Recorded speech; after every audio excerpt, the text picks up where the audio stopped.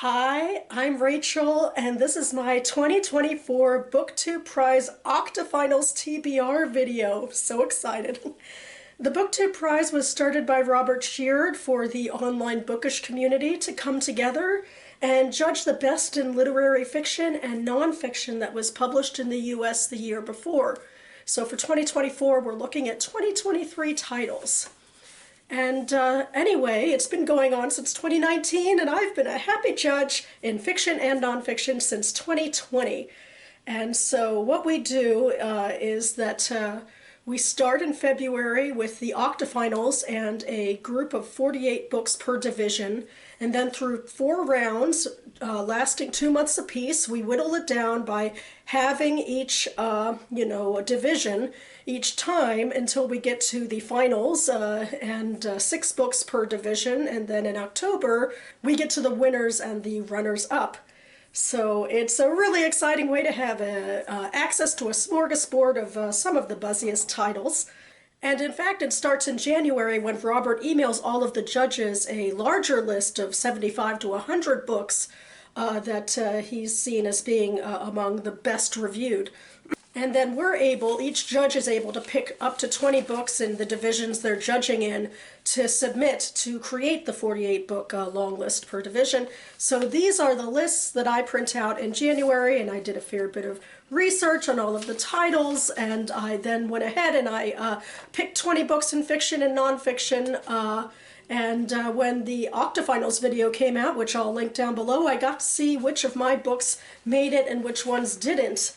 And I think this is like last year too, but my fiction numbers are growing more and more abysmal. Out of 20 books, only 11 that I nominated made it to the official list, including all of the books I have read or are on my TBR to read, although there's plenty more on this list that did make it that sound fascinating.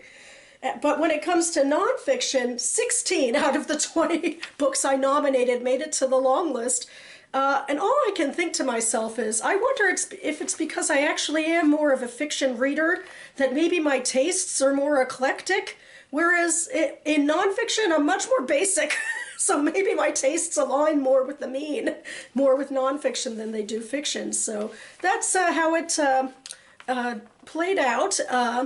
But either way, I'm looking forward. I'm very excited. There's always going to be books that I didn't even consider that are going to make it onto my ballot, and they're always going to make an impression on me. At least that's always been my experience. In past years, there's ones, of course, I don't like as much, but there's always at least a few books that really surprise me.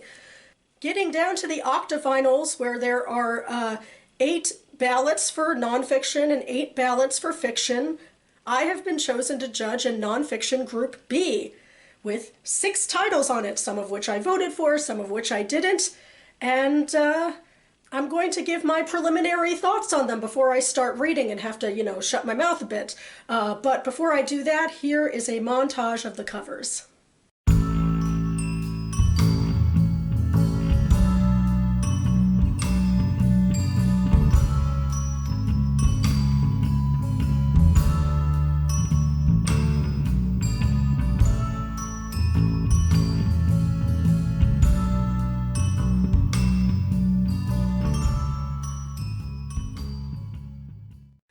Okay, so my general thoughts. It's a bit of a smorgasbord of biographies and memoirs and then one really long history book. No science books this time, which I always feel bad about, but at the same time, I have the most trouble, I think, with science books out of all nonfiction books. It's not a style of writing that's as easy for me as these styles of biographies and histories and memoirs, which are so much like fiction anyway. Those tend to be more my bread and butter, and so it'll be interesting to, compare and contrast these when the time comes for that. As I said before, judges are not supposed to talk about the books as we are judging them, to be able to, not muddy the pool a bit and, anybody else's perspectives. But I'm just going to give some brief, thoughts before I start reading, and here we go. And I'll start with A Fever in the Heartland by Timothy Egan, which I understand to be a biography of maybe a specific person that fought against the KKK, but I guess mostly I'm thinking of it in terms of learning about the KKK, the Ku Klux Klan, and white supremacy in the U.S., particularly in earlier iteration of it. And yeah, I mean, I'm always up for learning more about various parts of history, and especially when hopefully a woman can, steer the path right. That'll be fun to see. The next book on the list I actually voted for. It's Flee North by Scott Shane. It's another history, and it chronicles the experiences and the life, I believe, of the enslaved person who then became the namesake of the Underground Railroad. So that's just fascinating in and of itself to learn about the provenance and to get that perspective. And so that's why I figured if I wanted to focus on antebellum history, that for one of my picks, that would be a good one.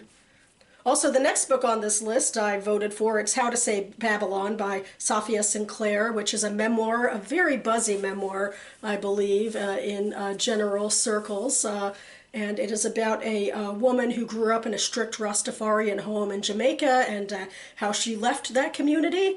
It's, I think, the type of leaving cult or leaving extreme religious sects type of narratives that tend to get people going, and I was intrigued as well, although I do think in part I voted for it because it was so buzzy and I'd been hearing about it in more places than usual. Yeah, I'm excited to give it a go. I hope she has a compelling writing style and intriguing things to say about her upbringing and what she's learned and taken from the past and how she lives her life now.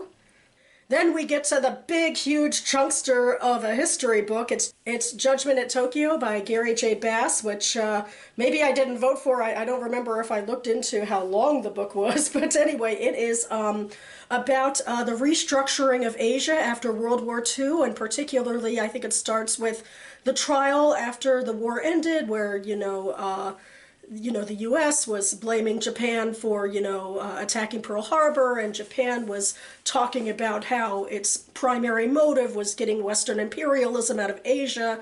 And then it goes into the Cold War, and it follows more countries than just Japan. It goes into, I'm sure, China and even India and the Philippines and hopefully Korea and all sorts of places for that page count. Hopefully we'll see a fair bit of variety, and I am very excited. I think a lot of Western people, my World War II history is a little more entrenched in the European theater. I'm very excited to get this new perspective of world politics. Just have to be able to craft out the time to read it. I hope there's a bunch of, pages that are made up of footnotes in the back. Then we get to The Art Thief by Michael Finkel, which is a biography of an art thief, which, I don't know, when I think about it, it has sort of a thrilling theme to it, maybe because I've seen too many, action movies where art thievery is involved. This isn't someone I'm necessarily familiar with, or this, story I'm not familiar with, and it's an exciting chance to, get familiar with something that wasn't on my radar. And the final book on my ballot is The Best Minds by Jonathan Rosen, which is a biography. This man, Jonathan Rosen, had a really promising friend who I believe got into a prestigious university, something like that, and then was diagnosed with paranoid schizophrenia, and his life took a very different turn after that. And this is his friend's, recollections of what that shift was like and dealing with it from a friend's perspective. Yeah, I mean, this will be interesting as well. I know we've had other books on the BookTube Prize and that have been buzzy in the past about how medical issues like schizophrenia have wreaked havoc in families and that sort of thing. So I think there even was a book a couple years ago that was on the list that I was kind of interested in, but was never on my ballot, so I haven't actually read. So this might be somewhat similar to talk about mental illness and relationships. So I'm hopeful, I'm intrigued. And that about wraps it up for me now. I'm going to link to the BookTube Prize homepage down below if you'd like to look any more into the ballots, and also to the 6 books on my personal ballot. There are Goodreads pages down below if you'd like more information there. But for my part, I'm now going to zip my lips and not talk any more specifically about any of these books until the end of March or early April, except probably to hold them up teasingly in Friday Reads videos and am reading videos, just to say that I am reading them. But yeah, I'm very excited. I have some books already on hold for me that I have to pick up from the library. Some I probably won't be able to get in time and I'll have to buy, but you know, I'm getting my schedule all together to get these 6 books read and to get my new year of judging up and running. So huzzah. And very happy my voice lasted this long as well. I've, been a little bit sick the past few videos, but I do think my voice might be coming back a little, but I should probably rest it now.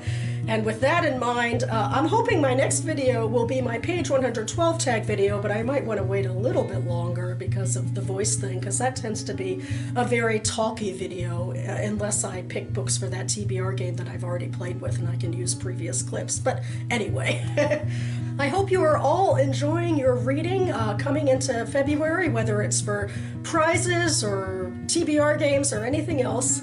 Yeah, and thank you again to Robert for everything you do to, keep the BookTube prize running year after year.